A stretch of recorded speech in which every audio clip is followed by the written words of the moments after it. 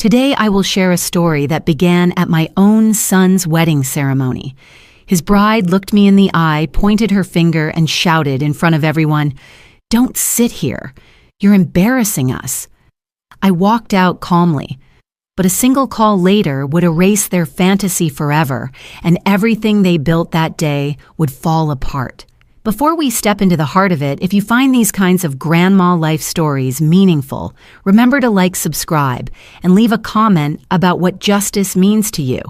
This community has grown from shared stories, and your voice keeps it alive. My name is Teresa. I am 63 years old, a retired school librarian from Portland, Oregon. People used to call me steady, reliable, the kind of woman who never raised her voice, but never lost her ground either. I spent most of my life quietly saving every dollar for my son's future, building a life where he would never know the struggles I had faced as a single mother. That day, standing in the glow of chandeliers at the Benson Hotel, I reminded myself of every hour I had worked overtime at the public library, every canceled vacation, every night when I clipped coupons just so Ethan, my only child, could have the best education. This was supposed to be his perfect wedding day, the dream he deserved. And yet it began with a fracture I could feel the moment I stepped into the ballroom.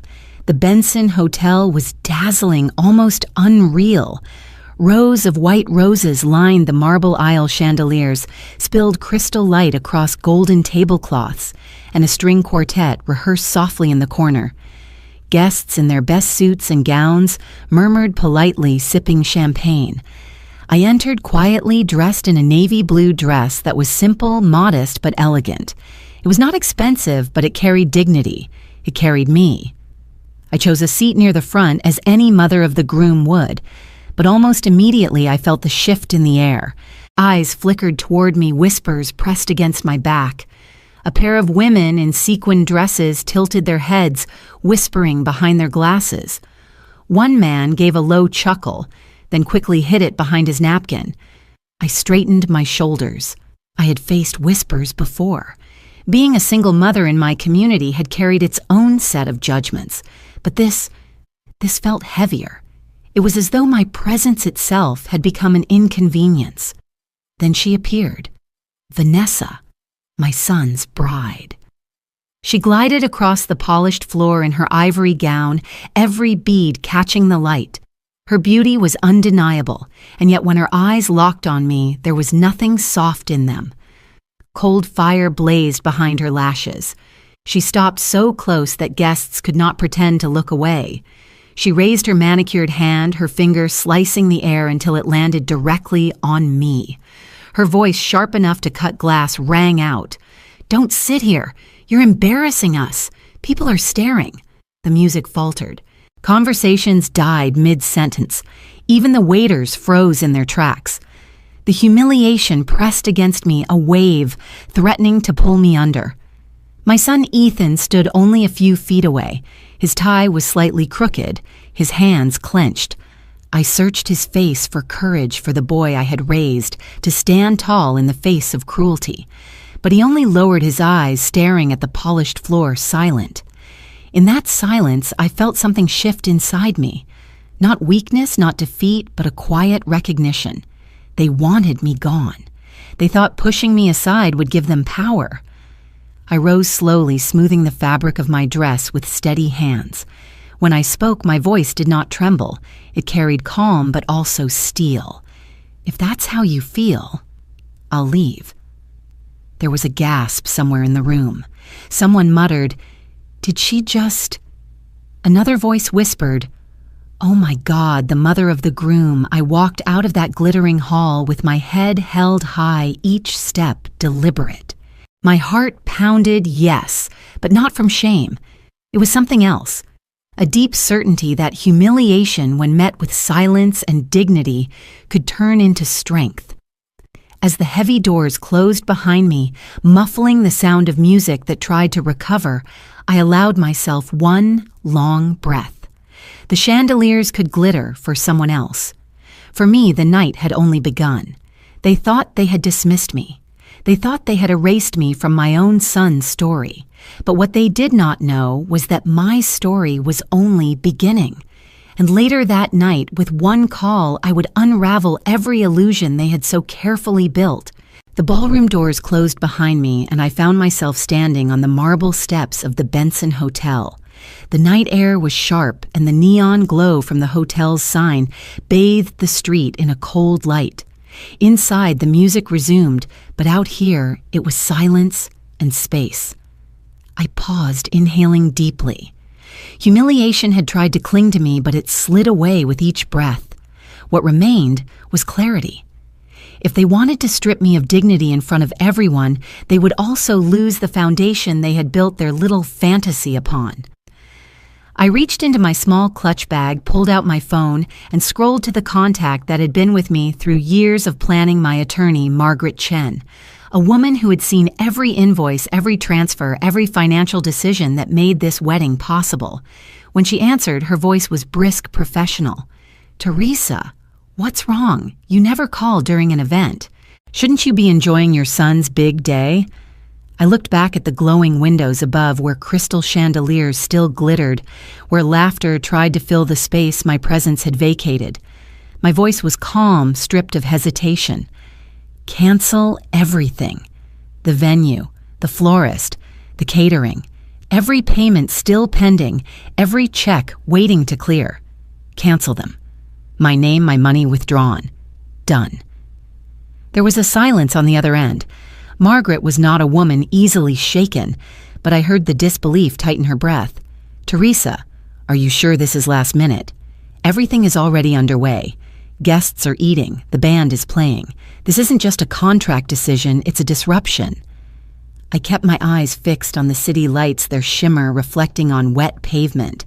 If I am not welcome, neither is my money. I refuse to fund a celebration that erases me. She hesitated. "You realize what this means. The hotel will halt service once payment bounces. The catering trucks will stop delivery. The florist will pull their arrangements. Teresa, this is not subtle. It will be public. Very public." For a moment, the weight of her words pressed against me. But then I remembered Vanessa's eyes, the cruelty sharpened into her finger, pointing toward me. I remembered Ethan's silence, heavy as betrayal. And suddenly the decision wasn't harsh, it was necessary. "That's the point," I said evenly. "They made it public when they humiliated me.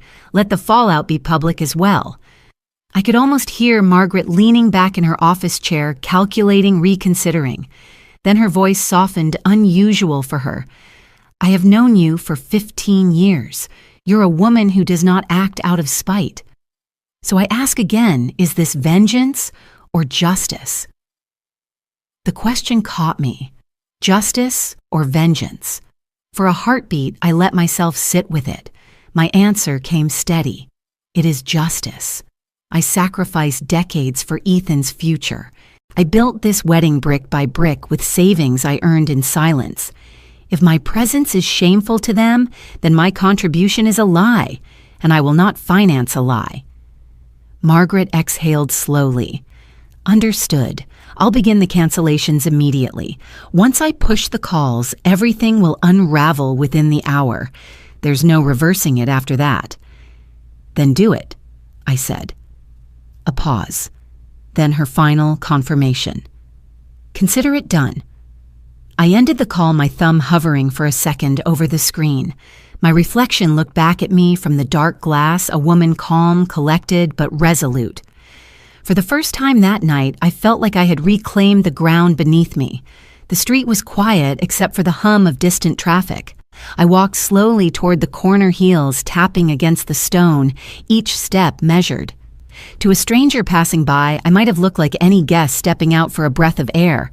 But inside, I knew the storm I had just set into motion. As I waited at the crosswalk, a memory pressed forward. Ethan, at 10 years old, clutching my hand during a school recital when his nerves had made him shake. I had whispered then, "Stand tall. Your voice matters." Yet tonight his voice had been silent. He had let someone else erase me. That wound went deeper than Vanessa's words. The traffic light changed. I crossed the city's neon glow stretching before me. Behind me, the hotel stood proud, oblivious to the tremor about to ripple through its golden ballroom. I knew guests would continue drinking, laughing, clinking glasses. I knew Vanessa would beam at the cameras, Ethan at her side pretending that their fairy tale was still intact. But somewhere in the background, phones would ring. Hotel staff would step aside, whispering urgently. Waiters would return trays to the kitchen. Flowers would be wheeled out. The illusion would begin to crack, piece by piece. I did not need to witness it. That was never my goal. My presence at the altar had already been erased. What mattered now was reclaiming my dignity, proving that respect is not optional, not even from your own child. My phone buzzed again. A short text from Margaret Process initiated. No turning back.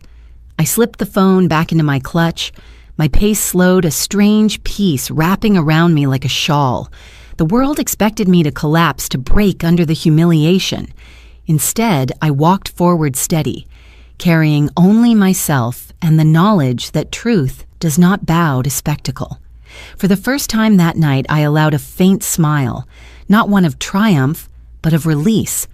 The neon lights shimmered on the pavement as I disappeared into the night, leaving behind a celebration built on borrowed foundations. And in less than an hour, those foundations would crumble. When I walked away from the Benson Hotel, I thought the night had already revealed the worst. But life has a strange way of layering betrayal, one truth hidden under another, waiting to strike when you least expect it. I did not know as I took those cold steps into the city that behind the glowing ballroom doors, a conversation was taking place, a conversation that would explain everything. Later, when fragments of the truth reached me, they fit together like jagged pieces of glass, each one cutting deeper than the last.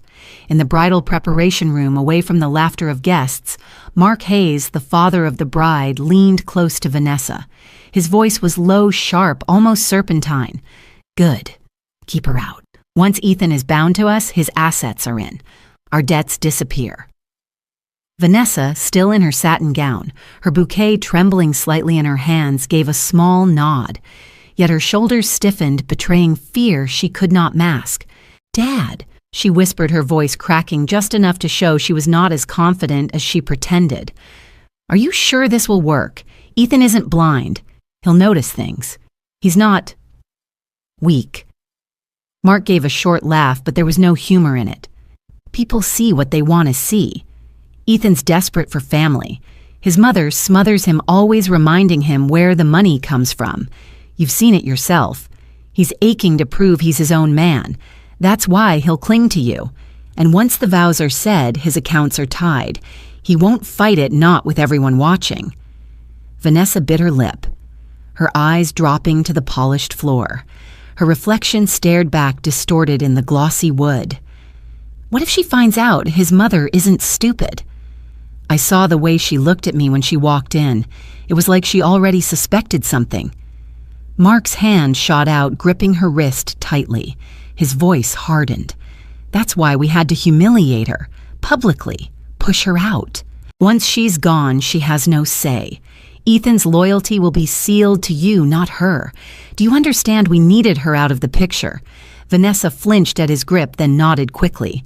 "Yes, I understand. I would later learn the rest."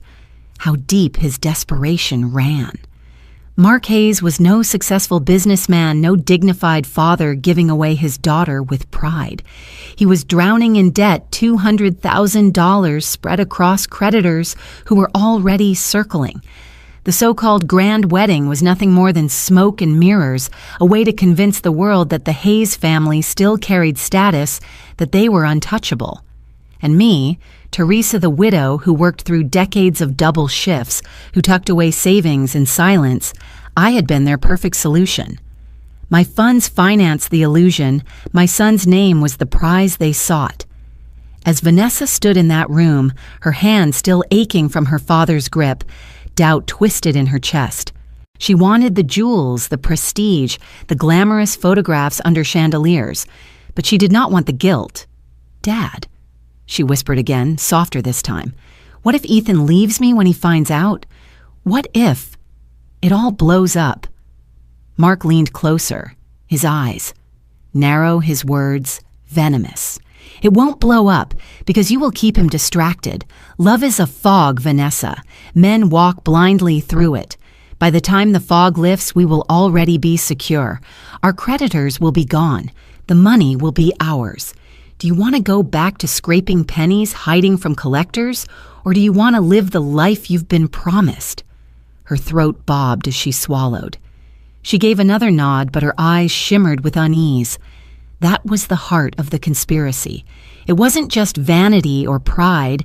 It was survival cloaked in silk and champagne.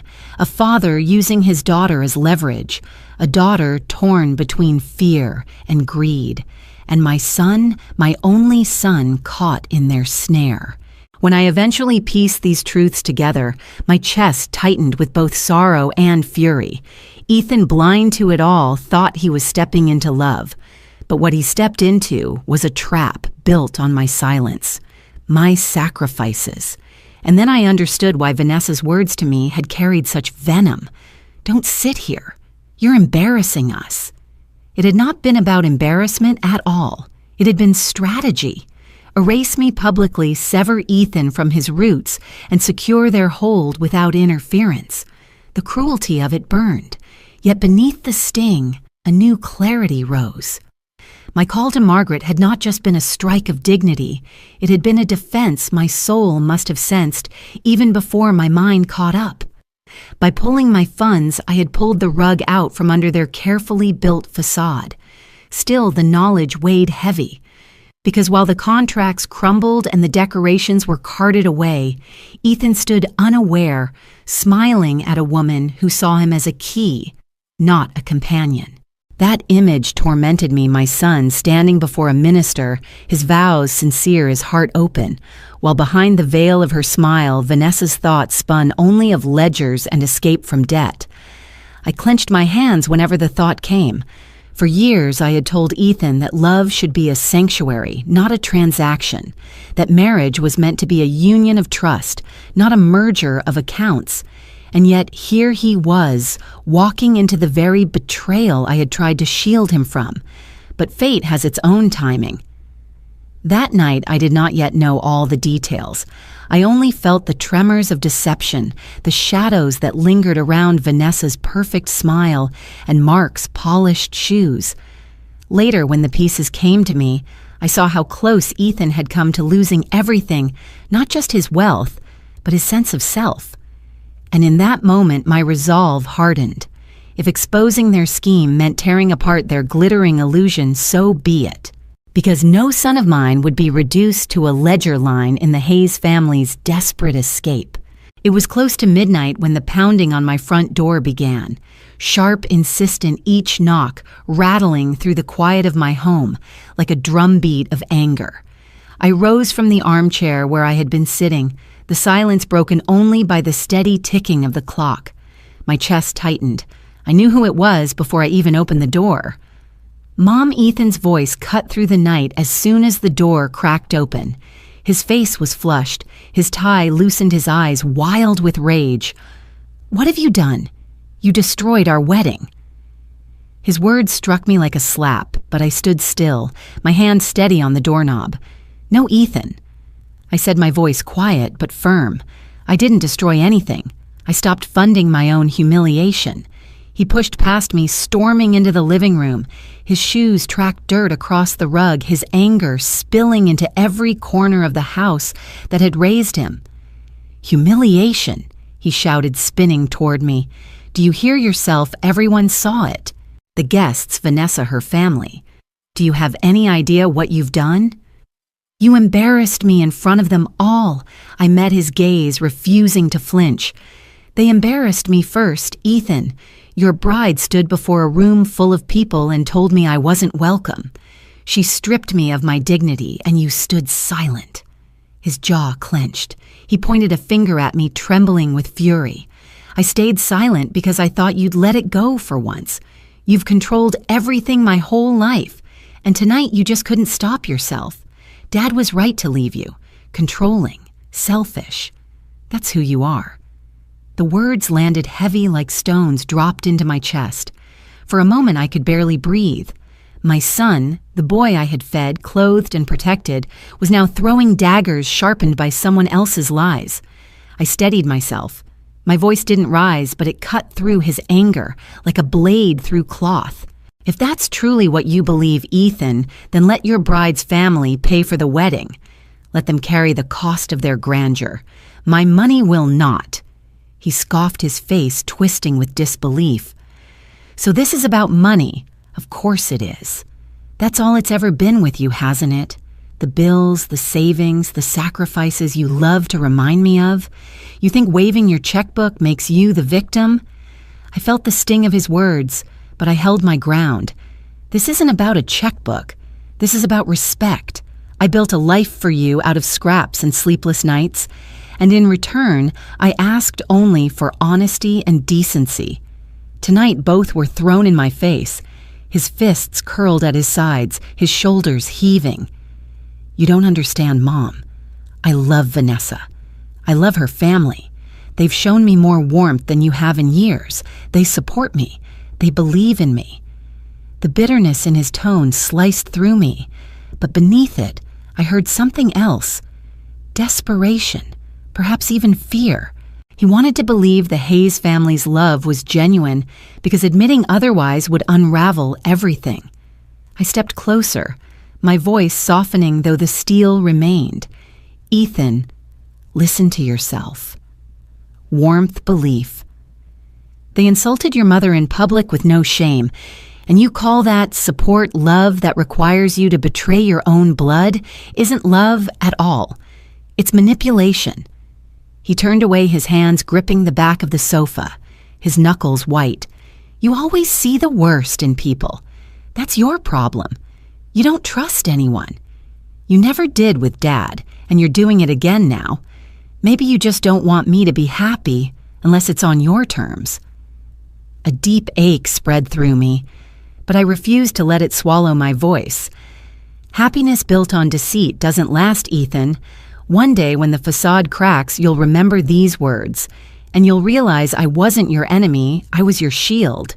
His head snapped back toward me, his eyes glistening with unshed tears, though his anger kept them burning. "Stop pretending you're noble. You wanted the spotlight tonight. You wanted control, and when you couldn't have it, you destroyed everything. That's the truth." For a long moment, we stood locked in silence, the air thick with words we could never take back. The clock ticked on, steady and indifferent to the storm tearing through the room. Finally, I let out a slow breath. "If you truly believe I wanted control, then I won't fight you anymore. But I will not fund a wedding where I am treated as disposable. If Vanessa's love is as strong as you claim, let her family bear the cost. Let them prove it." His chest rose and fell, his anger wavering for just a second. But then he shook his head, retreating behind pride. "You'll regret this, Mom. When I walk down that aisle without you, when you see me build a life with Vanessa, you'll regret pushing me away." I felt tears threaten at the edges of my eyes, but I refused to let them fall. Perhaps I whispered, or perhaps you'll see that I was the only one willing to stand for you, even when you couldn't see the chains tightening around your neck. He stared at me, his lips parting as if to reply, but no words came. The silence pressed down between us, until finally, with a harsh shake of his head, he stormed toward the door. The slam echoed like thunder, leaving the house trembling, and me standing alone in the ruins of the night. As the quiet returned, I sank back into the armchair. My hands trembled not with regret, but with sorrow. I had spoken the truth, but truth is rarely gentle. It wounds before it heals. And though Ethan's anger had torn into me, a mother's love cannot be erased by a single night's storm. I whispered to the empty room, my voice breaking yet resolute. "One day, Ethan. One day you'll see." The clock ticked on indifferent as the house settled back into silence. The next morning, I sat at my kitchen table nursing a lukewarm cup of coffee. I hadn't bothered to reheat. The The house was quiet except for the ticking of the wall clock each second, reminding me how much had changed in a single day. My phone buzzed on the counter, a new email sliding into my inbox. I reached for it absently, thinking it might be Margaret with an update about the canceled contracts. But it wasn't Margaret. The subject line read, "Final payment confirmation, Maldives Resort and Spa." I frowned confusion knitting my forehead. I hadn't booked anything remotely close to that. With trembling fingers, I tapped the screen. The email unfolded in sharp black and white. Total amount charged $27,000. Paid via American Express ending in 49-21. That was my card. My card. I scrolled lower, pulse quickening. Under reservation details, it listed honeymoon package 7 nights, all inclusive. My throat went dry as I read the line that froze me in place, primary contact Vanessa Hayes. For a long moment, I couldn't breathe. It was as though someone had punched me straight in the chest. The betrayal wasn't subtle this time. It was bold, written out in crisp digital letters, daring me to deny it. I whispered into the silence, my voice breaking. They used me. My hand shook as I pushed the chair back and stood. The floorboards creaked under my weight. Rage and humiliation coursed through me in equal measure, heating my skin. But underneath it all sat something colder, clarity. This wasn't just a matter of being humiliated in public anymore. It wasn't about being told I was unwanted at my own son's wedding. This was theft. This was exploitation so shameless it made my stomach churn. I grabbed my laptop, opened it, and forwarded the email to Margaret with a single line typed in deliberate strokes. "This isn't just humiliation, it's theft." Her reply came faster than I expected. "Teresa, this charge is unauthorized. They had no legal grounds to use your card. We can dispute this immediately, and I'll ensure the resort cancels the booking. But are you prepared for what comes next? This may escalate." I stared at her words. Escalate. How much more escalation could there be? They had already dragged me through shame in front of an entire ballroom, called me controlling, dismissed me as if my years of sacrifice meant nothing. And now Vanessa had reached straight into my pocket to fund her dream getaway, as though I were nothing more than a faceless bank account. My fingers flew across the keyboard. Do it. Cancel everything, block the card, file whatever complaint we need. I want every dollar frozen. I hit send before hesitation could whisper otherwise. But even as I did, my chest tightened. My son's name pulsed at the back of my mind, Ethan. Did he know? Did he stand beside her when she booked a $27,000 fantasy with my credit card? Or was this all Vanessa's scheme, pushed by her father? Mark's desperation. I pushed the laptop shut, the click echoing like a slammed door. My reflection stared back at me from the glossy surface, tired eyes, a tight mouth, but underneath that, a steel I thought I had lost years ago. I remembered every sacrifice. The nights I worked double shifts after their father walked out so Ethan could go to college without debt.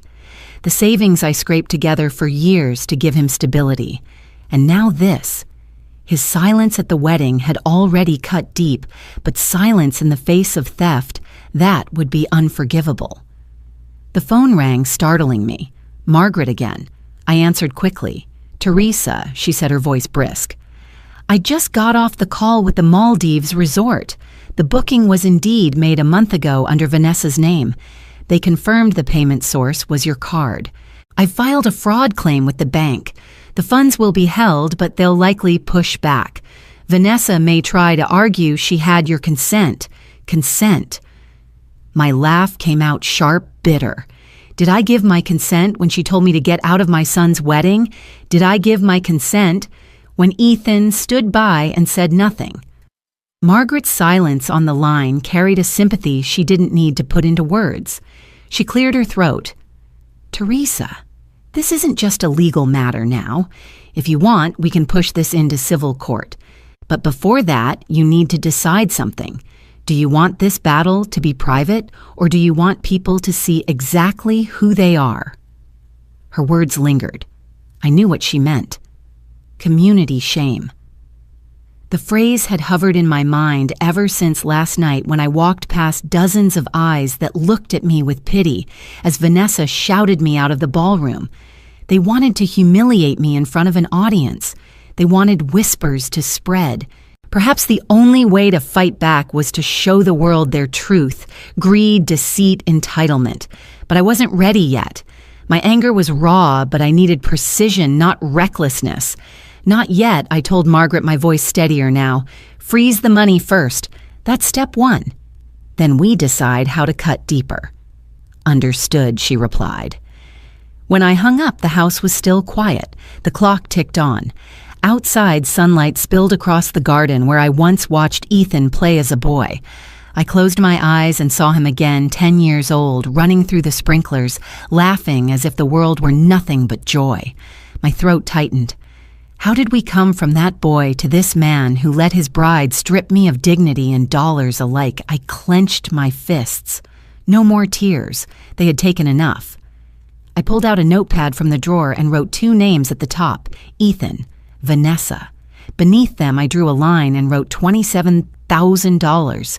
Maldives. Theft. I stared at the words, letting the ink dry, letting the truth sink in. They thought they had bound Ethan's future to theirs with my money. They thought my silence would keep their debts buried. But money leaves trails, and I wasn't afraid of following them. As I set the pen down, I whispered to myself, "You wanted my absence at your wedding. Now you'll feel my presence in every corner of your plans." The weight in my chest loosened slightly. I wasn't powerless. Not anymore. The morning light filtered through the stained glass windows of St. Andrew's painting, the pews in gentle shades of red and gold. I wasn't there, but Linda later described it to me in detail, and I can imagine it clearly. She sat 2 rows back from the altar, her hands folded politely in her lap, her pearl earrings catching the light. She had known me for over 30 years through every season of life, and when whispers started in that holy place, she became more than just my friend. She became my witness. She paid for everything, yet got thrown out, one woman murmured, leaning toward her neighbor. Another added, I heard the flowers, the hall, the catering. It was all on her account. And still they acted as if she was a nuisance. Linda didn't rush to defend me with grand speeches. She simply turned her head, her voice calm, but her words cutting clean through the air. Teresa doesn't need to say a word. We all saw. Those words carried. They slipped down the rows like a ripple in water. No shouting, no dramatics, just truth spoken in a steady tone. And sometimes that's what pierces deepest. Later, Linda told me how she could feel the energy shift in the sanctuary. Eyes turned not toward the bride in her lace gown or toward Ethan standing stiff at the altar, but toward the empty pew where I should have been. That absence had a weight. People could sense when something was off, when joy was staged over injustice. I remember gripping the phone when she recounted it to me, my knuckles white. "What did they say next?" I asked. She sighed softly, then repeated what she had overheard. One man muttered, "It's shameful. You don't humiliate your own mother, no matter the quarrel." And another, an older woman you've seen at community luncheons, whispered, "It's her money keeping this family afloat. Everyone knows it." I closed my eyes, pressing my forehead into my palm. Humiliation had burned through me the night before, but hearing that strangers, neighbors, recognized the truth without me lifting a finger brought a different sensation. It wasn't revenge exactly. It was something steadier, quieter, vindication. Linda hadn't planned a campaign on my behalf. That wasn't her way, but she knew silence could be powerful when chosen carefully. So when others spoke, she listened. And when someone questioned whether I was exaggerating, she answered plainly. Teresa stood in the ballroom door. We saw Vanessa raise her voice. We saw Ethan do nothing. That is enough. Her words settled into people's minds like stones at the bottom of a well, simple, undeniable, impossible to remove. The whispers didn't end in the church. After the service, small knots of guests gathered on the steps outside, sunlight spilling down on their polished shoes and pastel dresses.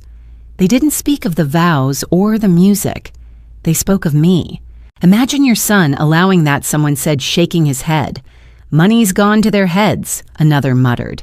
Linda remained measured. She didn't embellish, didn't add fire.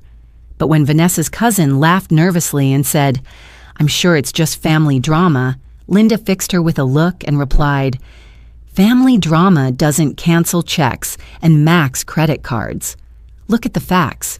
That shut the cousin's mouth. And just like that, community shame took root, not through anger, but through undeniable observation. People had seen, they had heard, and the truth has a way of traveling faster than lies, especially in a town where faces meet again and again at the grocery store, the bank, the post office. When Linda came to my house that evening, she brought a casserole in her arms as though this were just another neighborly visit. But the look in her eyes told me she carried more than food. She carried stories. I let her in, setting the dish on the counter. "Tell me everything I whispered." She sat across from me at the kitchen table, folding her hands. "Teresa, you don't need to fight this alone. People saw. They're already talking. You don't need to defend yourself. You don't need to shout. The shame belongs to them, not to you." Her calm made my chest ache. "But Ethan," I began. Linda shook her head gently. "Even if he refuses to see it, others do. You raised him, yes. But the way he treated you, others won't forget that. It lingers. It leaves a mark." Tears stung my eyes, but I blinked them back. I didn't want to weep. Not now. Do they hate me?" I asked softly, almost childlike in the asking. She leaned forward, her voice steady. "They pity him. They pity Vanessa. But you, no one hates you, Teresa. They admire your dignity. You walked away when you were insulted, but you didn't scream. That matters." I inhaled deeply, the first breath that didn't feel like a weight on my lungs in days. Community shame wasn't something you could force. It had to grow on its own, fed by truth and seen through unfiltered eyes. And now it was beginning to bloom. People could ignore rumors, but they couldn't ignore what they had witnessed. A mother dismissed, a son silent, a bride ungrateful. That night, as I lay in bed, Linda's words echoed in my mind. "Teresa doesn't need to say a word. We all saw." I realized then that silence paired with truth was sometimes the loudest voice of all. The phone began ringing before breakfast. I wasn't the one answering, it was Mark Hayes. But Linda told me later what she heard from a florist's assistant who repeated the call. The voice was firm, almost apologetic. "The contracts were under Teresa. It's over." Another vendor echoed the same. "We can't continue without her authorization. Our agreements were signed with her name, not Vanessa's." I didn't need to lift a finger. Every check, every deposit had passed through me. Without my signature, the grand illusion collapsed piece by piece. From my kitchen window, I stared at the frost on the grass that morning. Steam rose from my coffee cup, but my hands shook slightly as I held it. It wasn't victory. I felt it was clarity. A quiet confirmation that actions had consequences. They had chosen to humiliate me publicly, and now the scaffolding they leaned on was gone. By noon, the Hayes house was a battlefield of unanswered calls. The caterer left a voicemail clipped and final, "Mr. Hayes, please understand. Our staff was reserved because of Teresa. Without her, we withdraw. We will refund what's unused. But we cannot supply the event further." Then the band followed. "Our agreement stands void. We play where respect exists. Good luck." I could imagine Mark's face reddening as each call stacked on the last. He had counted on the illusion of wealth on my name, shielding his debt. But illusions don't pay bills, and my name was no longer theirs to wield. The turning point came when word spread among Portland's wedding service network. These were not faceless corporations. They were florists, bakers, seamstresses, musicians, a web of small businesses bound by reputation. And in that world, one phrase carried more weight than any contract. Don't work with the Hayes family. They lack respect. They burn bridges. They humiliated the very woman funding their event. Whispers became warnings. Warnings hardened into consensus. I didn't orchestrate it. But in tight-knit industries, truth spreads like wildfire. By evening, vendors who had never even met me were muttering my story across dinner tables and staff meetings. Don't take Vanessa Hayes' calls. She has no integrity. I sat with Linda at my table when she relayed this, her fork resting against her plate. She had heard from a neighbor who worked part-time with a local baker. "It's not just about the money, Teresa," she said quietly. "It's about honor. These people saw how you were treated. They won't attach their name to hers now." I exhaled slowly. "So it isn't just me who felt the sting." "No," Linda replied, steady as always. "It's the whole community. They watched a mother humiliated and decided if she is not respected, neither are we."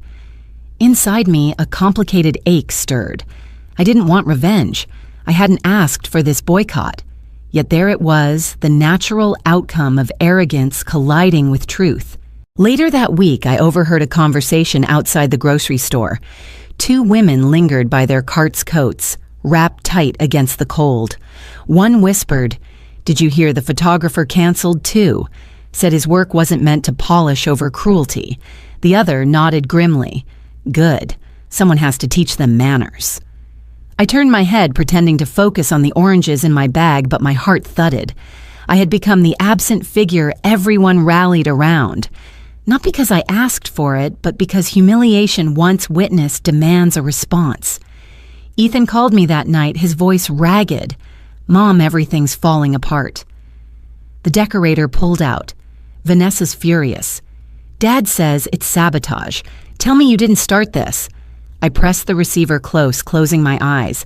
"I didn't need to start anything, Ethan. Your actions started it for you." He groaned. "Please, just fix it. Call them. Tell them you'll stand behind us again." I tightened my grip. My son's plea cut deep, but it also revealed how little he understood. Respect isn't a switch, Ethan. You don't flip it off in public and expect it back by demand. You chose silence when they pushed me out. Now silence answers you in return. He cursed under his breath, then hung up. I sat for a long time afterward, the quiet pressing against my chest. The house was still, yet the weight of every vendor's decision seemed to hum in the air. They weren't just canceling services, they were canceling trust. And once trust fractures, it doesn't rebuild with apologies whispered too late. 2 days later, Margaret called with updates from her office downtown. "Teresa, I thought you should know." The Portland Wedding Association circulated an informal notice. Hayes family, high-risk, unprofessional conduct. It's not official paperwork, but everyone treats it like law. I felt a strange mix of sorrow and release.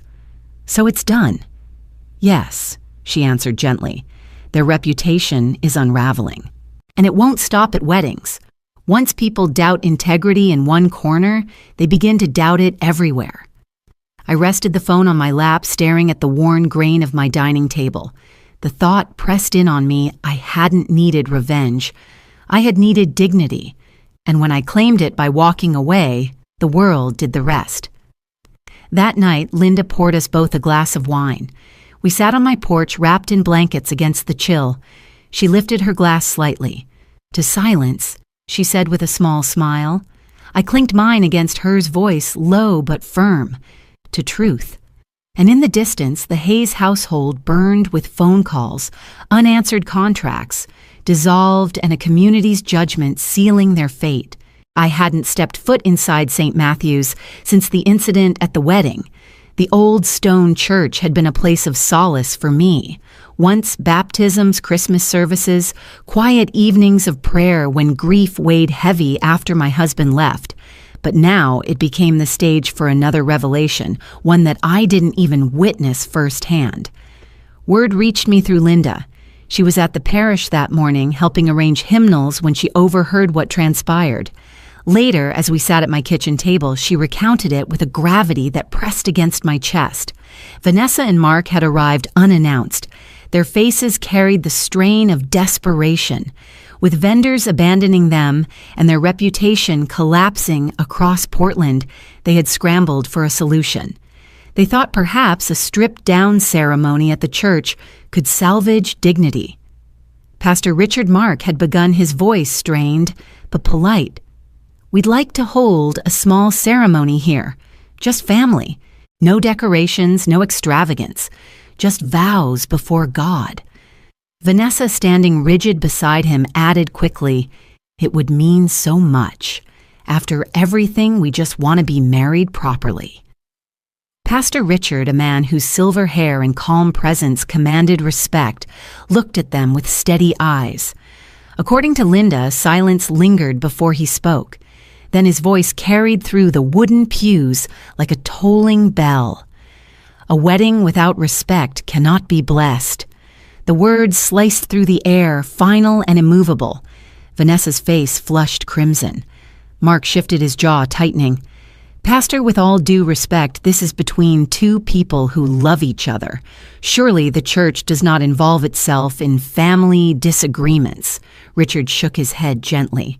"Love without respect collapses into pride, and pride has no place at the altar. I cannot in good conscience bless a union built on the humiliation of a parent." Linda told me that the pews were empty, but the words seemed to echo as though 100 witnesses stood in judgment. Vanessa's lips trembled as she tried to protest. "It wasn't like that, she..." But the pastor raised a hand, stopping her. "Every voice in this town has carried what happened. We all saw, we all heard. This church is not a place to rewrite truth." Mark's voice hardened. "You're refusing us. After all the years we've supported this parish." Richard's reply was calm but firm. "Support is not measured in checks or appearances. It is measured in humility in how we treat one another. Teresa gave and you discarded her. That choice now bears fruit." The words spread like wildfire. By evening, the phrase, "A wedding without respect cannot be blessed," had already traveled beyond the church walls. It moved from lips to phones, from phones to neighborhood porches. By the next day, it had become less a phrase and more a sentence, a verdict stamped by the moral authority of the community. I sat at home that night when Linda told me, her voice hushed but resolute. My hands wrapped around a teacup, and yet my fingers trembled slightly. Not because I feared the judgment, but because it was no longer mine alone to carry. The church had spoken, and in small towns like ours, such pronouncements linger longer than ink on paper. The next Sunday, I went to service quietly, unsure if I would be welcomed or shunned. I sat in the back pew, my heart pounding as hymns rose around me. But instead of cold shoulders, I felt warm glances, nods of quiet solidarity. One elderly woman leaned close as she passed and whispered, "You endured. God sees." For a moment, tears stung my eyes. It wasn't vindication I wanted. It was belonging. And for the first time since the chaos began, I felt it again. Meanwhile, the Hayes name slipped further into disrepute. The florist refused to supply them, the caterer turned their trucks around, and now even the church stood against them. People began whispering in grocery aisles, "If the church won't bless it, it isn't meant to be. Respect is the foundation." They broke it. I knew Ethan must have heard. I imagined his face as he processed the refusal. He had been raised in these pews, baptized at that font. To be told his marriage could not be blessed must have felt like a sentence on his very soul. Yet he had chosen his side, and choices carry weight. Late that evening, the phone rang. It was Margaret. Her voice carried both awe and certainty. "Teresa, do you realize what happened today?" Richard's words, they've become a kind of social decree. I've had clients bring it up in meetings not even connected to the church. It's everywhere. I sighed, pressing my hand against my temple. So it isn't just scandal anymore. It's scripture in their minds. "Yes," Margaret said softly, "and scripture doesn't fade." After the call, I sat in silence, the house dark around me. A part of me grieved for Ethan, for the joy of his wedding day that had turned into ash. But another part, deep and unshakable, recognized something else. I had not engineered this. I had only withdrawn my consent to be humiliated. The rest had unfolded naturally like dominoes, falling once the first push was made. Outside, the wind rattled the windows. I thought of Pastor Richard's words again. A wedding without respect cannot be blessed. They were heavy, but they were true. In the weeks that followed, those words became the story itself. I would pass the post office and hear someone murmuring it as though it were proverb. At the market, a cashier said to a coworker, "Respect comes first, just ask the Hayes wedding." I kept my head down, but inside I carried a quiet flame of dignity. My voice had been silenced at the ceremony, yet now the church itself had spoken on my behalf. Respect once lost cannot be bought back with flowers, cakes, or donations. It must be lived. And until they learned that no altar, no vow, no signature would ever carry weight again. The phone rang late in the evening just as I was setting my book aside. For a moment, I hesitated to answer. After everything I knew, most calls from Ethan's circle brought no comfort. Still, a mother's heart doesn't stop hoping. I picked up. Teresa Vanessa's voice came through smooth-honeyed as though none of the past weeks had happened. "We need to talk. I think we can fix this for Ethan's sake." I sat back the chair, creaking softly. "Fix this," I repeated, my tone even. "Yes," she purred. We were all emotional. Words were said, misunderstandings blown out of proportion. But what matters now is Ethan. He's under so much stress. His reputation, his future, it's all hanging in the balance. Surely you don't want to see your only son suffer. Be reasonable. Do this for Ethan. Her words coiled like smoke trying to slip into every crack of guilt I carried. For a moment my chest tightened, because yes, Ethan was my son. I had held him as a baby, watched him take his first steps, worked 2 jobs so he could play soccer, scrape together savings so he could go to college. Every sacrifice had been for him, but the memory of standing outside the ballroom, told to leave my own child's wedding, returned sharper than glass. The church's refusal echoed again in my ears. A wedding without respect cannot be blessed. I drew a steady breath. "Vanessa," I said firmly, "you told me to leave, and I did. I respected your command. Now pay for your own fantasy. Don't come to me as though nothing happened." For a heartbeat silence. Then her tone shifted, the mask slipping. The sweetness drained from her words, replaced by steel dipped in venom. "You bitter old woman," she spat, "always clinging to control. Ethan deserves better than you. He always has." Her cruelty pierced, but it also clarified. The truth was spilling out now, not hidden behind pretty pleasantries. I let the sting wash through me, then answered with calm finality. "Then he can marry better, too. If I'm so unworthy, then let him build a future without me. You wanted me gone. Remember that when the bills come due." On the other end, her breath hissed, a sharp intake of fury. For the first time, I could imagine her face, clearly jaw-tight eyes, burning lips twisted not in charm, but contempt. "You think you've won, Teresa," she snapped. "This isn't over. People will forget the gossip. We'll rebuild. You'll be nothing but a lonely old woman in that house." I closed my eyes for a second, steadying myself. If loneliness is the price of dignity, I'll pay it gladly. At least my bed is mine, my conscience. Mine, my respect intact. Can you say the same, Vanessa? The line went quiet again, save for her shallow breathing. Then, with a sharp click, the call ended. I set the receiver down gently, though my heart still thudded. The venom of her words lingered, echoing in the stillness of my living room. Bitter old woman, unworthy mother, alone. The accusations clung like shadows, but alongside them came something else, relief, because the mask had fallen at last. No more honeyed lies, no more fake smiles. I had seen her true face, and in that truth, there was clarity. I rose and walked slowly to the window. Outside, the night stretched quiet, the street lamps glowing against empty sidewalks. For the first time in weeks, I didn't feel like prey in a game I hadn't chosen. I felt like a woman who had drawn her boundary and stood firm. The phone call replayed in my mind, but instead of trembling, I found myself whispering Vanessa's own insult back to the darkened glass. Bitter old woman. My lips curved faintly, almost amused. If refusing exploitation, if demanding respect, if protecting my dignity made me bitter, then perhaps bitterness was simply another name for strength. The following day, Linda stopped by with muffins, her way of checking in without making it obvious.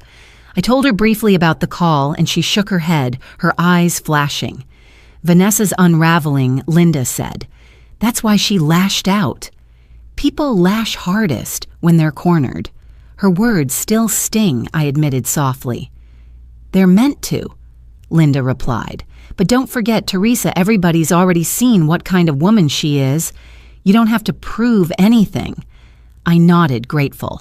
Still, part of me couldn't help replaying Ethan's absence. His silence cut deeper than Vanessa's insults ever could. Why hadn't he called? Why hadn't he asked, Mom, is this true? Instead, he had let her speak for him, her venom becoming his silence. That night, I sat again by the phone, staring at it foolishly, hoping it might ring, that maybe my son would defend me or at least ask for my side. It didn't. And slowly I realized something. Vanessa's words were cruel, but they also revealed the cost of silence. If Ethan would not shield me, if he let her spit poison into the air unchecked, then perhaps he had chosen his path. I could not carry both his dignity and mine. He had to choose his own. I poured myself tea and sat by the window once more. The night was quiet again, but my heart was less unsettled. The venom had lost its power. It revealed too much about her and too much about him. When the gossip spread next, because gossip always does, I let it wash over me. Some neighbors mentioned the fight. Others repeated her insult as though quoting scripture. But each time I heard it, I stood straighter, because I knew I had answered not with rage, not with tears, but with a line that could not be erased. Then he can marry better, too. Those words became my shield, not spiteful, not vengeful, just truth spoken plainly. And truth I was beginning to see carried farther than any poison ever could. I wasn't there the morning it happened, but in a town like Portland, news moves faster than wind across the Willamette. By noon, the story had reached my doorstep, carried by whispers by neighbors, by the slight glint in people's eyes when they told me. Mark had been spotted at a downtown cafe, the kind of place where businessmen in tailored suits clink cups and pretend every conversation is casual. But that day, the air was anything but casual. He walked in looking smug. Linda later told me, having heard it firsthand from her cousin who worked at the cafe. Sat down like he owned the place. But the room turned on him. I could picture it vividly. Mark in his fitted jacket, flashing a smile that used to pass for charm. His hair neatly combed, his phone placed on the table like a badge of status. For years he had carried himself that way, projecting confidence, ambition, the kind of man who wanted everyone to know he belonged to the higher rungs. But debt, like truth, has a way of slipping through any disguise. Across the cafe, a man rose from his table. Tall, stern voice, low but cutting. Mark Hayes, he said loud enough for ears to perk. I've called you 3 times this week. My invoice has been sitting for 6 months. You dodged me at the office, so here I am. Every spoon froze mid-stir. Conversations faltered. People leaned closer. Mark's practiced grin faltered. Let's not do this here, he muttered. But the man stepped closer, setting a folded document on the table. You owe me $12,000. Not tomorrow. Not next quarter. Now. Another voice chimed in from a booth near the window. That's funny, I'm waiting on my payment too. Been 4 months, Mark. Thought maybe your mailbox broke. Chuckles rippled sharp and unkind. And then came the fatal blow, whispered at first, but spreading like fire. He can't even pay his debts yet. He flaunts a grand wedding. Who funded that circus? One by one, faces turned toward him, eyes narrowing, lips curling with disdain. Portland's business circle thrived on appearances, credit, reliability, respect. Without those, a man was finished. Mark's face burned crimson. He stammered something about delayed accounts, temporary setbacks, but no one listened. The cafe had transformed into a courtroom, the community his jury, and the verdict was already sealed. I imagined him clutching his cup, trying to sip as though nothing had cracked. But humiliation has a taste that cannot be swallowed. Later that day, Linda recounted more details. One man stood, threw a $10 bill on the counter, and said, "That's more than Mark's ever paid me back." The whole place laughed. I closed my eyes, absorbing the cruelty of it. Part of me pitied him, not because he didn't deserve the confrontation, but because the collapse of pride is a public death. Yet another part of me, sharper, older, less forgiving, thought of Vanessa, of the bills she'd thrust upon me, of the words she had spat in our last phone call. Perhaps humiliation was the only currency they understood. That evening, I sat in my kitchen with a cup of tea, reflecting on the news. For years, Mark had treated me as though I were invisible, just Ethan's aging mother. Polite smiles, perfunctory greetings, nothing more. But now, his name was being dragged through every office corridor, every social circle. Businessmen who once shook his hand now shook their heads. And the irony was not lost on anyone. The very wedding they had flaunted as a symbol of wealth and class had become the mirror of their debts. The Maldives trip, the extravagant venue, the designer gowns, it all spoke of money they never had, money pulled from others, money they never intended to repay. The community had its own way of restoring balance. A week later, I walked past the same cafe, curious. Two men at an outdoor table spoke in low voices, but I caught their words. "Stay clear of Hayes," one said. "A man without honor is poison in business." His companion nodded, stirring his coffee slowly. And to think he married into it. Birds of a feather. They didn't notice me, nor would they care if they had. Their words weren't meant for me, but I carried them with me all the same. Because for so long, Vanessa and Mark had wielded humiliation like a weapon against me, cutting me down, making me feel small, disposable, unworthy of respect. Now the weapon had turned, and the cuts they inflicted on others were bleeding back upon them. I didn't rejoice, not outwardly. But deep inside there was a quiet acknowledgement that justice, however slow, had arrived. That night, I wrote in my journal a habit I had kept since Ethan was a boy. My hand shook slightly, but the words came steady. They have built their tower on borrowed stones. Today the stones were returned, one by one. And without them, the tower crumbles. The phone never rang from Ethan. Not once. His silence remained its own kind of verdict. But I no longer sat waiting, no longer hoping for his voice to untangle the mess. The community itself had spoken louder than he ever could. When Linda came by the next day, she smirked as she placed a newspaper on the table. There was no article, only a gossip column tucked between business notes. But there it was, Mark Hayes, once touted as Portland's promising young entrepreneur, faces mounting whispers about unpaid debts. His public clash at a local cafe has left many questioning his reliability. As one source put it, trust is worth more than a wedding. I folded the paper neatly, setting it aside. For the first time in months, I felt no tremor of shame, no sting of exclusion. Their world was beginning to taste what they had served me. I looked at Linda and said quietly, "Sometimes you don't need to raise your voice. Sometimes the truth raises itself," and she, ever my faithful friend, nodded. Yes, and now they can't silence it. It was late evening when I heard the knock, a hesitant, uneven rhythm, not the confident rap of someone who felt welcome. I opened the door and found Ethan standing there. His shoulders were slumped, his tie loosened, his eyes ringed with exhaustion. He looked older than his years, as though the weight of his choices had finally settled on him.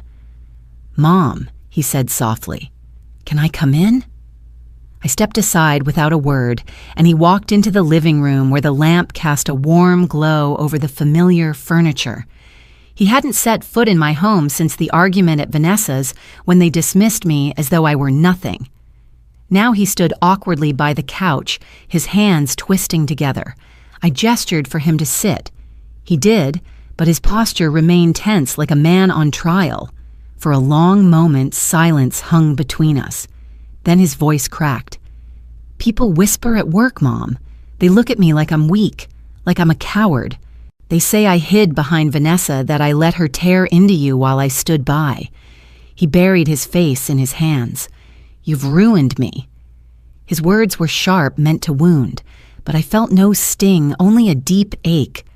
I studied his bowed head, remembering the boy who once clung to my apron strings, who once cried when he scraped his knee and looked to me for comfort.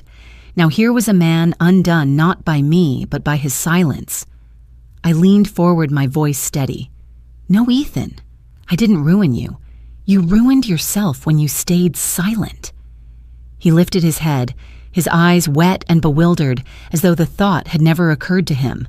Silent, he repeated, almost defensive. "What was I supposed to do? She's my fiancée.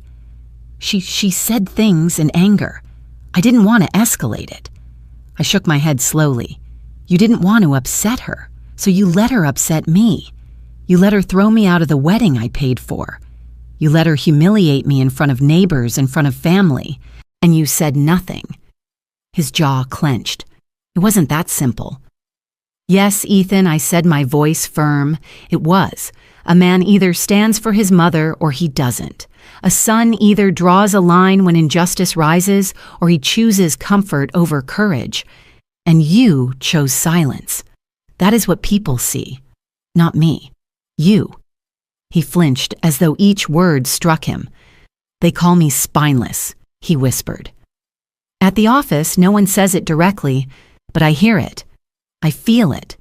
It's in the way they stop talking when I walk past, the way they laugh under their breath. They don't respect me anymore. I sighed, folding my hands together in my lap. Respect isn't inherited, Ethan. It isn't gifted at a wedding or bought with a venue. It's earned by the moments you choose truth over fear. And you lost it the moment you chose to stay quiet while your fiancé dishonored your own mother. His lips trembled. I thought you'd understand, that you'd forgive me. You always forgave me." I swallowed my throat tight. I always wanted to. I always did. But forgiveness doesn't erase choices, and choices have consequences. You ask me to carry the weight of your silence, Ethan, but I won't carry it anymore. Tears welled in his eyes. He reached for me, but I didn't move closer. For the first time, I needed him to understand that my boundaries were no longer negotiable. "You think I stood against you?" I continued gently, but all I ever wanted was for you to stand with me, not against Vanessa, not against anyone, with me, just once.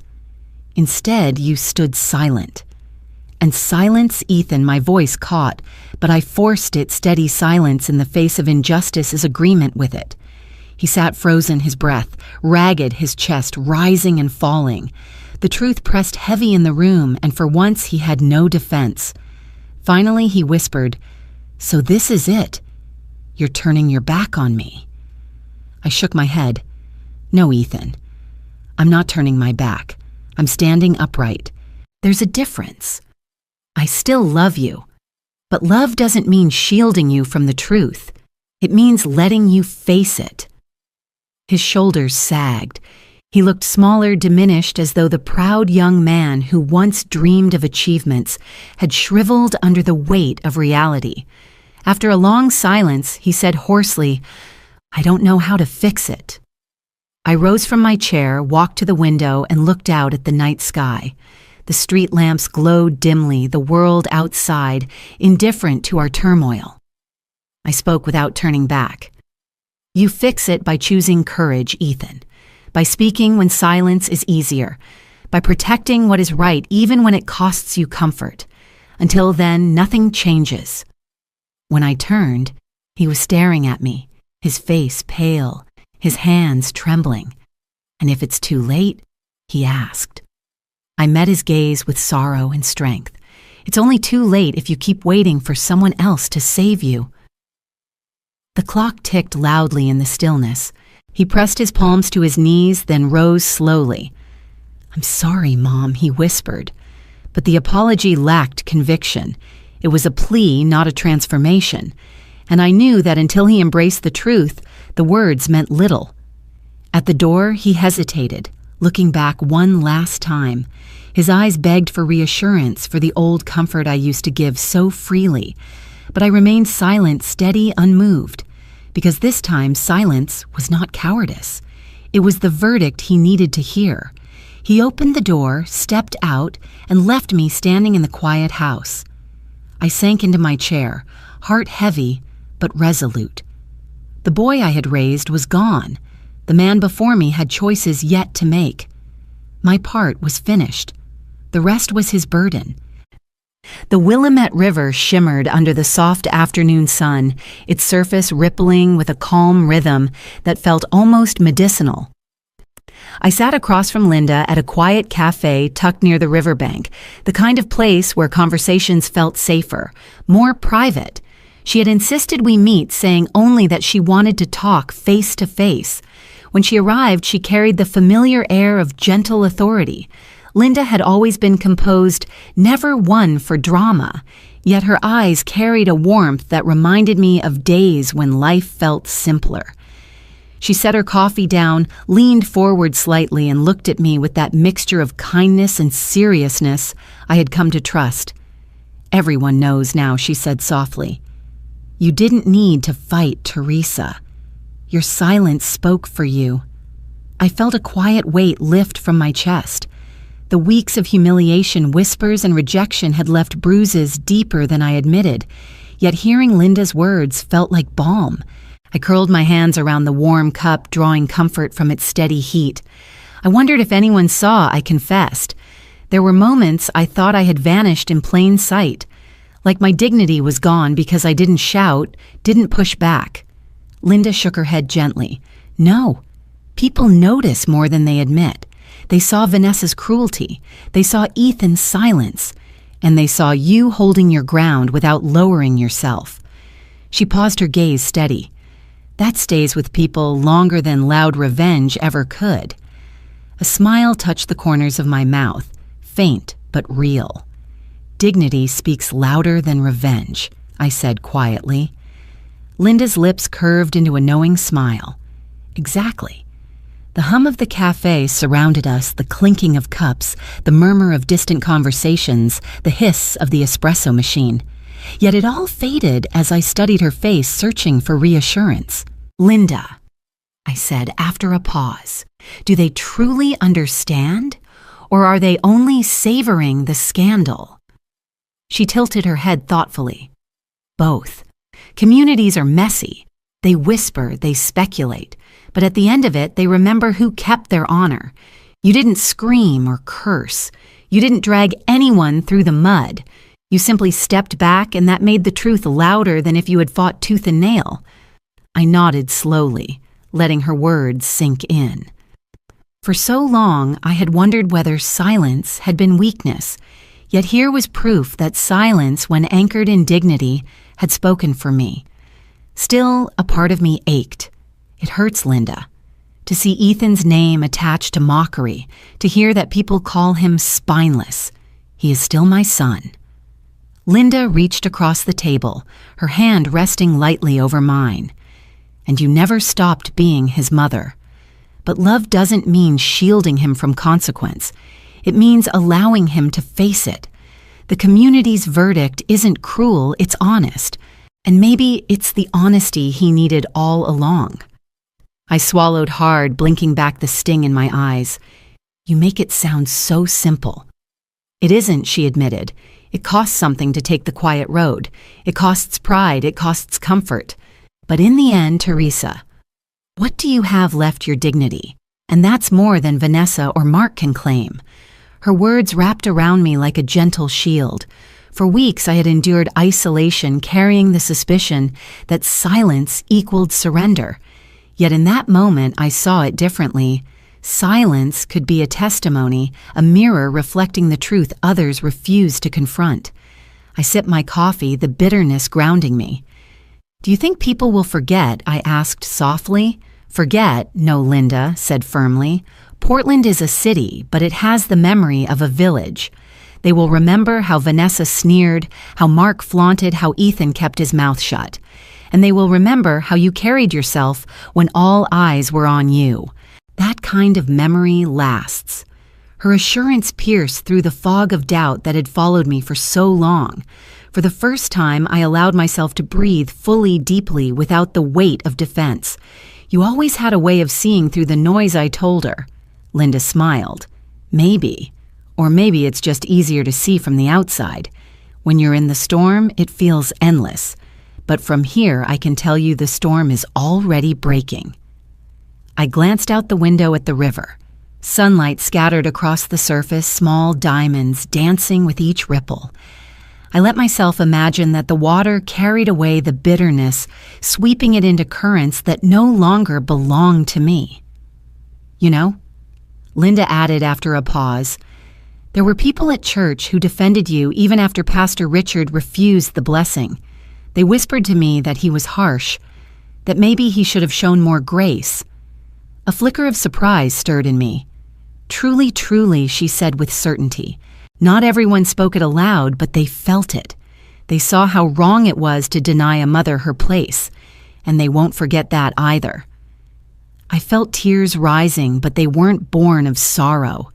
They were of relief that somewhere in the shadows truth had been alive all along. Thank you, Linda, I whispered. She squeezed my hand, her smile tender. You don't need to thank me. You've lived your truth. Now the community has finally caught up to it. For a long moment, we sat in comfortable silence, two women who had weathered storms and learned the language of survival. The river outside shimmered, and in its steady flow, I found a strange promise life would go on, and dignity would remain my compass. I leaned back, breathing easier, and let myself savor the quiet victory. No banners, no applause, no triumphant declaration, just the simple truth I had endured without losing myself. And in a world quick to judge, that was enough. The morning of Ethan's wedding arrived with an uncanny stillness. I had not been invited, but word traveled fast in Portland, and whispers reached me before the day even began. The grand hotel ballroom, once promised as the setting of their new beginning, had already been given to another couple. Deposits had not been honored. Debts had spoken louder than promises. By the time Ethan and Vanessa walked into the building, the truth was waiting like an executioner. From a distance, through the eyes of neighbors who could not resist telling me, I learned the details. The chandeliers glowed for strangers. Tables were draped in colors that belonged to another bride, and the air held none of the fragrance of flowers Ethan once claimed he had ordered. When he and Vanessa pushed open the doors to the ballroom, it was not their names on the welcome sign, not their guests filling the seats. It was silence. An empty room save for a few indifferent staff who barely glanced their way. I imagined Ethan's face, the disbelief first, then the shame creeping in as he realized no mistake had been made. This was no scheduling error, no misprint on an invitation. This was deliberate. The hotel had chosen certainty over the hollow promises of a man who could not even pay his debts. Vanessa's heels clicked sharply against the polished floor as she stood frozen in the middle of the vast vacant space. Her voice, usually dripping with confidence, cracked into raw panic. "They're laughing at me," she whispered then louder. "They're laughing at me. At us." Her words echoed off the walls, mockery made audible by emptiness itself. Ethan sank onto one of the chairs, pushed awkwardly against the wall, his head falling into his hands. The suit he wore, pressed and proud that morning, now looked like a costume fabric straining to cover a man stripped of pride. "I can't," he muttered, his voice barely holding. "I can't fix this." Vanessa whirled toward him, her eyes wild, lined with mascara that had already begun to smudge. Fix it. There was nothing to fix. Everyone knows. They didn't come because they knew, indeed, the guest list that once boasted dozens of names had dwindled to none. Not a single friend, not a single colleague, not a single family member had arrived to watch vows spoken. The message was brutal in its simplicity. They were not worth celebrating.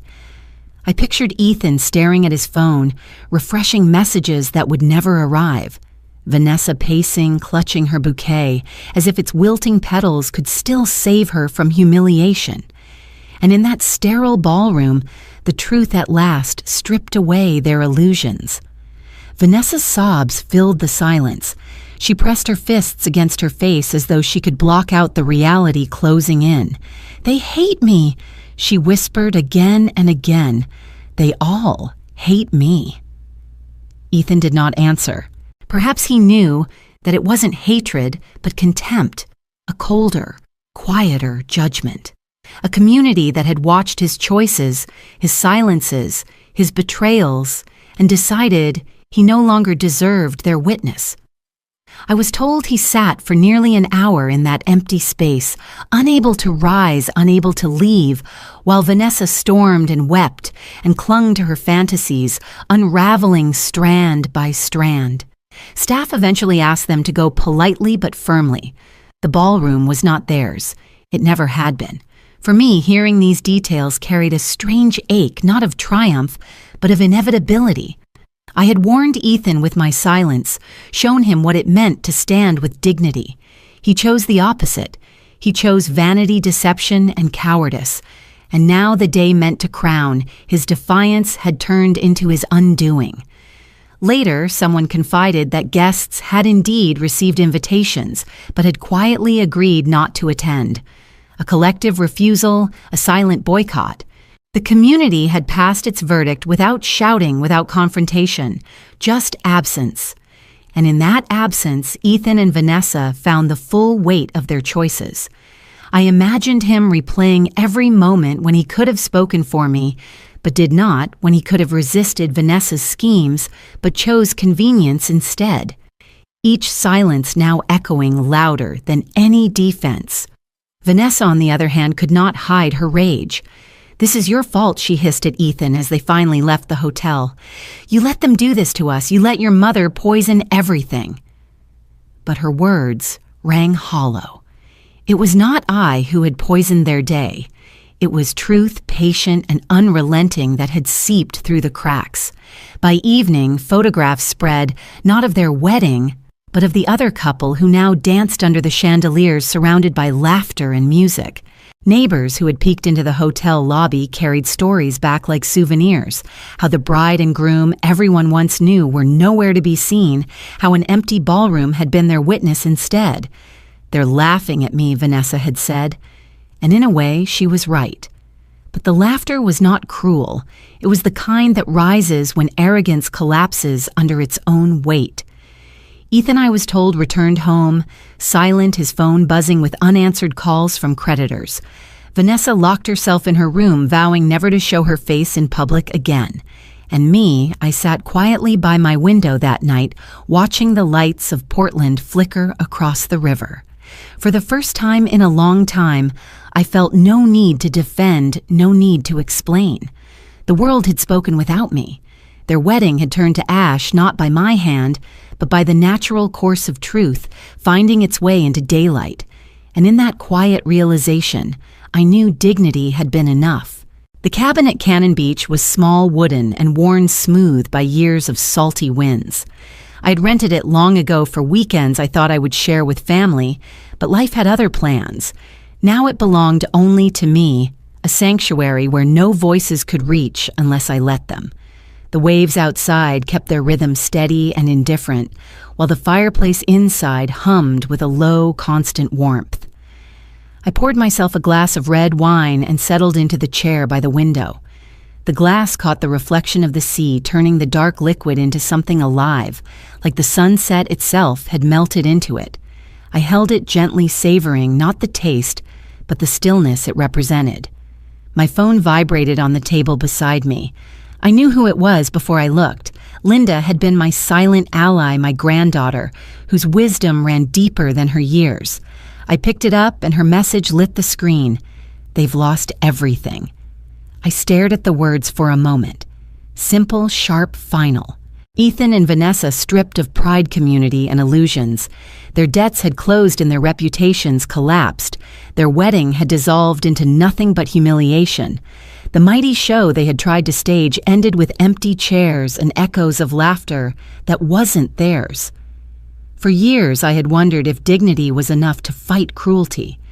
Tonight the answer came not through courtroom battles or loud confrontations, but through silence. The truth had been patient, and patience had delivered its verdict. I placed the phone back on the table without replying. I had no desire to add more words. Words were for those still fighting. I was done fighting. Instead, I reached for the old notebook I sometimes carried with me. Inside pages were filled with half-written reflections, stray thoughts scribbled late at night.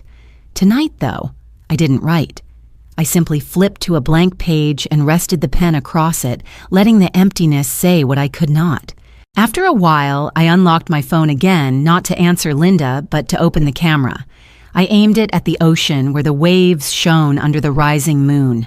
Foam shimmered like silver threads across the dark water, endless, unbroken. I took the picture, then uploaded it to my page with a caption that came naturally without effort. Peace looks good on me. No bitterness, no victory cry. Just truth. As the post sent, I leaned back, listening to the surf beyond the window. I imagined the ripple it would cause not among enemies, but among those who had watched me all these years. Friends who had doubted neighbors, who had whispered family who had turned away. Now they would see. Not vengeance, not ruin, but peace. And they would understand that was my justice. The glass of wine warmed me as it slid down a slow burn, grounding me in the present. I thought of Ethan, of the little boy he once was, who ran through sprinklers in summer and begged me for another slice of apple pie. Somewhere in that boy, goodness had existed. Somewhere along the way, he had buried it under fear, vanity, and silence. I grieved for that loss, not for the man he had become, but for the child he had left behind. Vanessa's face also drifted into my mind, painted with vanity one day and streaked with mascara the next. She had mistaken conquest for love, manipulation for power. Now all she had left was the mirror, and the reflection it gave her could no longer be softened by wealth or applause. But I refused to linger there. To dwell on them now would be to carry their weight, and tonight was not theirs. Tonight belonged to the waves, to the quiet pulse of the ocean, to the peace that filled this small cabin. The clock on the wall ticked softly. Outside, gulls called once and then were gone. The world moved forward as it always did. I closed my eyes and let the rhythm of the sea match the rhythm of my breathing. For the first time in years, I felt whole, not because they had fallen, but because I had chosen not to fall with them. Not because the community had judged them, but because I had refused to let their judgment define me. My phone buzzed once more, another message from Linda perhaps, but I ignored it. I didn't need updates. The story had already ended. I whispered to myself, voice steady, almost a prayer. Dignity speaks louder than revenge. The room answered only with silence, and that silence felt like the sweetest applause. I finished my wine, set the glass down carefully, and pulled a blanket across my shoulders.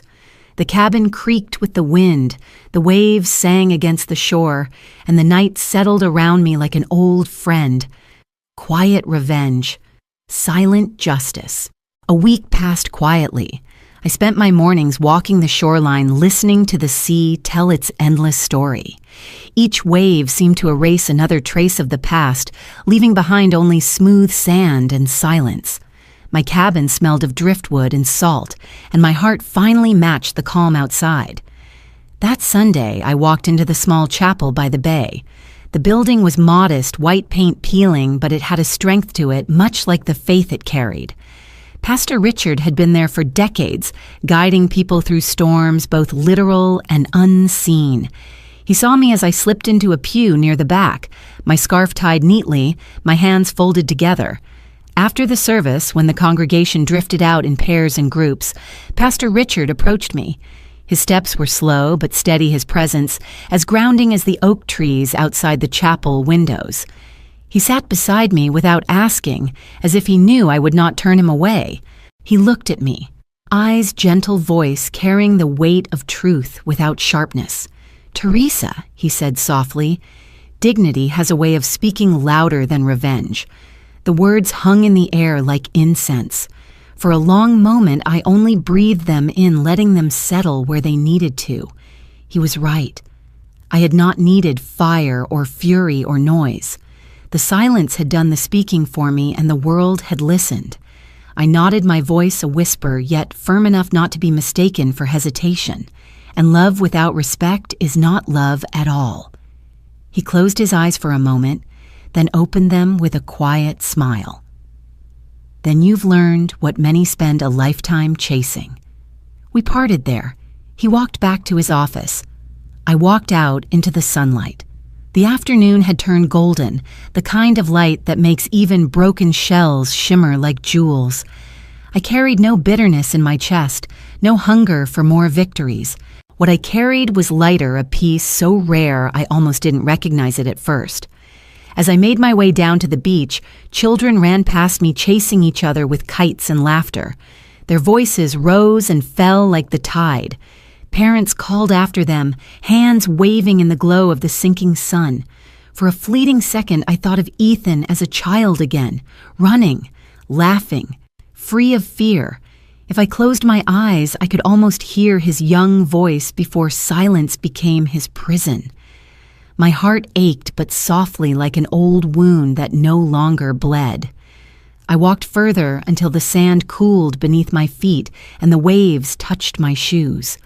The ocean stretched wide before me, vast and forgiving, holding more secrets than I ever could. I let the wind lift the edges of my scarf, felt it brush against my cheek, as though the sea itself was telling me I had done enough. I whispered to the horizon, though no one could hear, "Justice doesn't always shout. Sometimes it just arrives." The sun lowered, spilling its last light across the water. It painted the waves in gold, turned the gulls into shadows gliding toward the horizon. I slowed my steps, wanting to savor every detail, the salt on my lips, the chill in the breeze, the way the world seemed to bow to evening without complaint. Somewhere behind me, life carried on, cars on the road, voices in the distance, the hum of a world still chasing noise. But here, along the edge of the ocean, there was only peace. I thought of Linda, of her courage to whisper when others stayed quiet. I thought of Pastor Richard, who saw dignity not as weakness, but as strength. And I thought of myself not as a victim, not as a fighter, but simply as a woman who had chosen to remain whole. As I walked, I realized something deeper. Revenge had never been mine to take. Life had delivered its own verdict without my hand pushing it forward. What I had protected was not just my pride, but my soul. When the last sliver of sun disappeared, I stopped. The horizon glowed with the final breath of day, and I let the scene imprint itself on me, not as an ending, but as a reminder. I turned back toward the cabin slowly, my footprints trailing behind me. The waves reached out to wash them away, and soon they would vanish as all things do. But what remained could not be erased: the truth, the peace, the quiet justice. No more whispers, no more battles, just the sound of the sea, the memory of love, and the certainty that dignity once chosen never leaves you. And in that moment, as the sky deepened into twilight, I felt complete.